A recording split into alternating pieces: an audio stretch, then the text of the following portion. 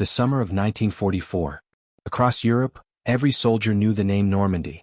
But while the world watched the Allied army storm Hitler's western defenses, a hidden storm was building in the east. A storm so violent, it would wipe entire German armies off the map and shatter Nazi dreams forever. This was not just a battle. It was a cataclysm. In one swift stroke, over 2 million Soviet soldiers crashed through Germany's defenses, with 100,000 shells raining every minute. Cities burned to black ash, armies vanished in the marshes, and even the most loyal generals begged for mercy as their men were surrounded and erased. But the true story wasn't only about tanks and gunfire. It was about power, pride, and the deadly mistake of trusting one man, Adolf Hitler, to control every move from hundreds of miles away. His fanatic orders, stand fast, no retreat, die in place, transformed villages and rivers into graveyards for his own troops. Why did so many German soldiers perish? Why did a whole army group simply vanish? And what secret lessons does this forgotten disaster teach us about leadership in war today? This is Operation Bagration, the battle that broke Hitler's Eastern Front and changed the fate of Europe in just 6 weeks. In the next few minutes, you'll witness the chaos, courage, and tragedy of the Eastern Front's deadliest summer. From hopeless heroism to command paralysis, discover why Operation Bagration wasn't just another offensive. It was the fatal error that sealed Germany's defeat in the East. In the shadows of Normandy's beaches, while the West braced for liberation, something even more devastating stirred in the East. The summer of 1944 did not just bring the world the might of D-Day, it summoned a storm that would break the very backbone of Hitler's Eastern dreams. Operation Bagration. Imagine the Eastern Front, a jagged scar stretching from the cold Baltic Sea in the north to the blazing Black Sea in the south. At its heart, the German Army Group Center, holding a fragile bulge in Belarus. This army group was Hitler's pride, a symbol that the Reich could still dominate. But to experienced eyes, that bulge looked like a trap waiting to spring. By spring 1944, Hitler's war machine was worn thin. Army Group Center was outnumbered, surrounded by enemies hungry for revenge after years of brutal occupation. But at Hitler's map table, far from the mud and blood, the story was different. He believed the real Soviet threat was to the south, towards Ukraine and Romania. Belarus? Just a quiet sector. Invincible. Secure. His generals frowned, worrying over the maps, sensing doom. But their voices were drowned by his fanatic orders. Hold the line. No retreat, no surrender. In Berlin, flexible defense was not strategy. It was blasphemy. While German headquarters clung to illusions, a storm was building. Stalin knew his moment had come. Soviet deception teams wove elaborate lies, feeding German spies with false clues. Dummy tanks, fake signals, whispers of a southern offensive. The real hammer would land right where the enemy felt safest. By June, the Red Army massed in trembling forests east of Army Group Center. Over 2.3 million soldiers. Thousands of tanks. Artillery enough to shatter the earth. For Soviet fronts, led by marshals whose names would echo in history, prepared to descend like a tidal wave. Zhukov, Rokossovsky, Bagration, Cherniakovsky. Across a front 900 kilometers wide, fewer than 800,000 German soldiers braced for impact. Their defenses were strong in places, crumbling in others. But above it all loomed the doctrine of stand fast. Even as recon pilots warned of Soviet troops pouring in, Hitler's response was as solid as concrete. Stand firm. Fight to the last bullet. The die was cast. On June 22, 1944, the earth itself seemed to shatter. At dawn, the sky erupted. Soviet artillery unleashed a bombardment so fierce that trenches and bunkers vanished in flame and soil. Over 100,000 shells fell every minute. Radios fell silent. Men buried their heads and prayed, not for victory but for survival. In those first hours, entire German sectors simply ceased to exist. Communications collapsed, supply lines shredded by Soviet bombers. Isolated units, once proud, now leaderless, clung to patches of mud, still believing relief would come. But Bagration was not just a blitz. It was a noose tightening with every hour. General after general pleaded with Hitler's headquarters for permission to fall back, to regroup, to save their men from certain doom. The reply was always the same. Hold every inch. Defend to the death. In the steel rain, a single stubborn command became a death sentence for tens of thousands. The fate of Army Group Center was sealed before the Soviets even crossed the first river. But in Berlin, the depth of the disaster was still hidden, masked by arrogance, denial, and the tyranny of one man's will. The dawn of June 22, 1944, shattered all illusions. As Soviet guns thundered, the German lines buckled beneath a storm of steel. Trenches disappeared in fire and smoke, bunkers filled with deafening blasts and choking dust. Soldiers who survived the initial bombardment found themselves cut off from their commanders, desperate for orders that never came. Every minute, more Red Army troops surged forward, pouring through gaps where fortresses once stood. The skies were owned by Soviet bombers and fighters, shredding convoys and rail lines, isolating whole sectors. In Vitebsk, Hitler had declared the city a fortress, to be held at any cost. General Friedrich Gallwitzer obeyed, pinning his faith on reinforcements that never arrived. Surrounded by 5 Soviet armies, his garrison was trapped. 30,000 men doomed to fight with no hope, wiped out in days. South at Orsha, the famous 78th Sturm Division, one of Germany's last veteran units, was flanked and pinned, yet forbidden to retreat. Hitler's orders, relayed from far behind the front, were absolute: no step backward. The division was annihilated within 48 hours. It wasn't just Soviet fire that killed these men, it was a chain of orders forged in arrogance and denial.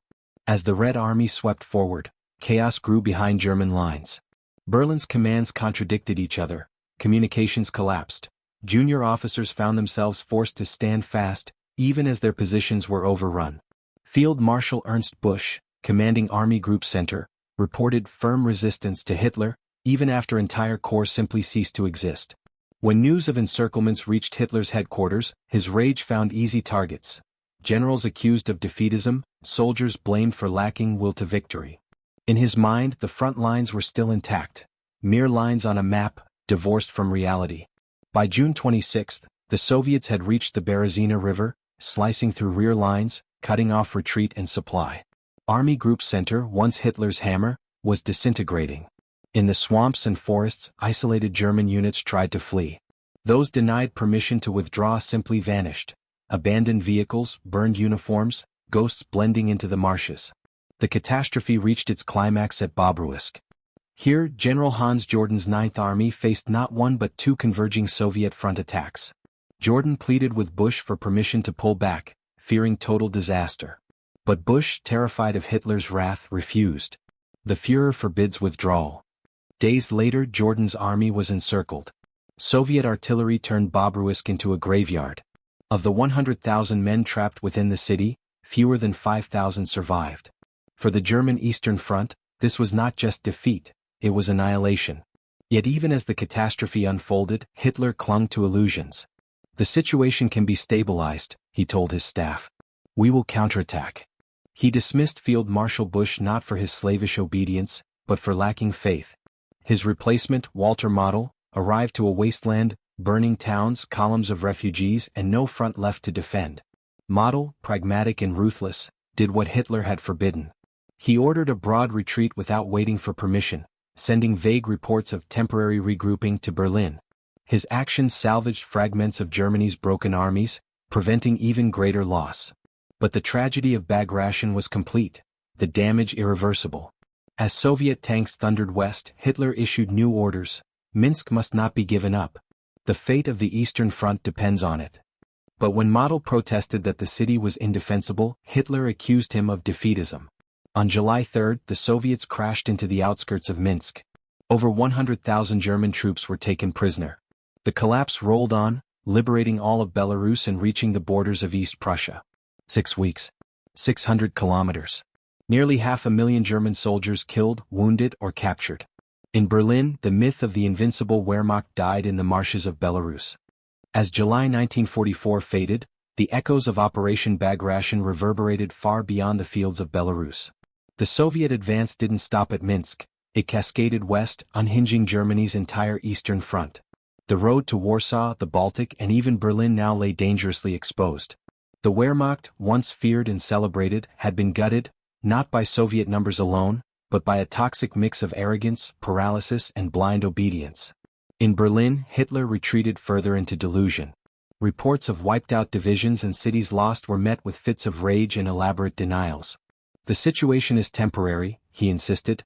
We will counterattack and restore the front. But there were no longer enough fuel, men, or reserves left to fill the gaps. With Army Group Center obliterated, Germany's ability to defend the East collapsed. Vital divisions in France were pulled back desperately, just as the Allies broke out from Normandy. The Nazi war machine, stretched thin, began to break, one front after another. What made Operation Bagration so uniquely devastating wasn't just the scale, it was the blueprint for disaster. For years, Hitler clung to his doctrine of no retreat. Strategic withdrawal, which might have saved tens of thousands, was forbidden. Tactical flexibility, the ability to read the battlefield and act quickly, became heresy. Veteran commanders fell silent, afraid of punishment, afraid of being labeled defeatist. Hitler insisted that willpower alone could hold the line, even as his army's strength bled away. Strongholds weren't shields, they were traps. The consequences rippled through every German soldier's life. Young men were left in hopeless cities labeled fortresses, Vitebsk, Orsha, Mogilev, Bobruisk, and then Minsk. They dug in and waited for relief, knowing none would come. Survivors who escaped faced a retreat through burning forests, swamps littered with wreckage and the dead. The myth of German invincibility was buried alongside its men. But for the Soviets, Operation Bagration was vindication and vengeance. It avenged the Red Army's earlier disasters and proved the Soviet capacity for modern, coordinated warfare. Stalin's armies had learned, adapted, and now outmaneuvered their enemy at every turn, using deception, overwhelming firepower, and relentless speed. In the years since, military historians have often returned to Bagration, not just as a story of Soviet victory, but as a case study in what happens when command becomes tyranny. Communications between Hitler's headquarters and the front were slow, contradictory, and paralyzed by fear. Orders to stand fast led entire units directly into encirclements. The legendary German initiative, once the pride of Blitzkrieg, had suffocated under the weight of ideology. Soldiers fought heroically, but they were forbidden, even from saving themselves. The aftermath of Bagration reopened wounds and forced bitter reflection. The collapse of Army Group Center gave the Allies momentum from every direction, accelerating the Nazi defeat. It showed that no army, no matter how skilled or motivated, could survive centralized command divorced from battlefield reality. Hitler's insistence on controlling every decision turned strategy into disaster, and cost tens of thousands their lives. Today, Operation Bagration stands out not only as one of WWII's greatest military offensives, but as a warning for generations. It is remembered as the day arrogance met planning, and dictatorship met reality, the day the forests and marshes of Belarus became the grave of German pride. In the silence that followed, the lesson remains. No matter how strong the will, a leader's refusal to adapt will turn courage into catastrophe. The victors were those who listened, learned, and led. The defeated were the ones who obeyed blindly, until the end.